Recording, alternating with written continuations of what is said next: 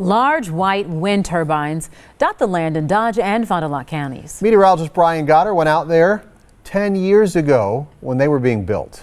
New at 10, he went back to see how the science of wind energy has evolved. Brian? So in the past decade or so, 466 wind turbines have popped up across Wisconsin on 18 different wind farms. I visited the largest one, We Energy's Blue Sky Greenfield in Fond du Lac County. So these 88 turbines are spread across 11,000 acres. Steve Schuler, supervisor of Blue Sky Greenfield, says it's the perfect location. I was shocked to learn that a higher wind speed does not rotate the blades faster. They always rotate at a constant speed, 14.5 RPM.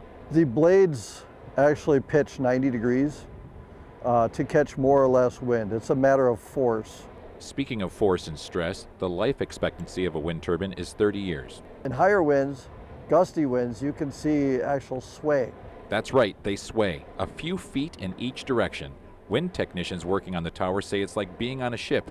To keep the tower upright, the base is attached to bolts that are 9 feet long and buried in a 50-foot wide by 10-foot deep hole filled with 325 yards of concrete. The towers are maintained every 6 months. So someone actually climbs up there to do all this? Somebody climbs up there to do this, yes.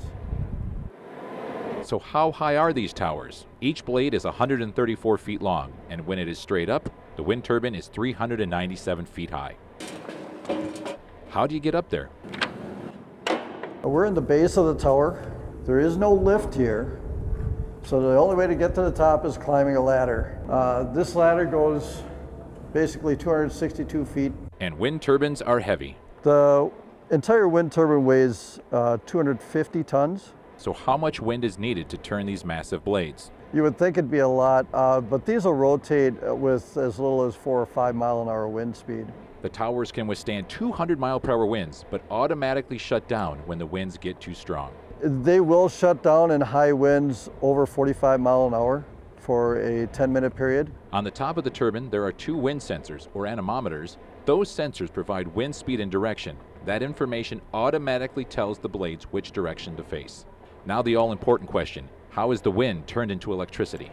The blades collect the wind.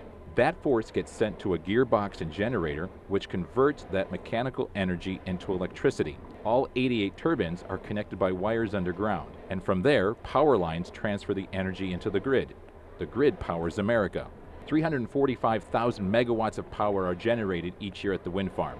That's enough energy to serve 45,000 households. Wind is very beneficial. It's free, and it's a great source of zero carbon power for our customers. So wind power only accounts for 3% of We Energy's electricity production, but it is a huge boost to help reduce their carbon emissions by 40% below 2005 levels. They want to do that by 2030. Wow. So does We Energies have any plans to create even more wind farms? It'd be cool if they did, but Wisconsin currently ranks 23rd in the country with the number of wind turbines, but at more than $3 million per tower, We Energies is now focusing on solar power that has become more economical over the past decade or so. And I made this mistake. What? Do not call them windmills. Okay. It's wind turbine. Wind turbines? Yes, okay. they don't like the windmill thing. You can upset your wind technicians. Yeah, you don't want that. Quickly. They get very upset. Also, she said, well, that should be easy. 262 flights, or 267. I was like, oh, that's like the fight to air climb, which is 26 floors straight up. All right.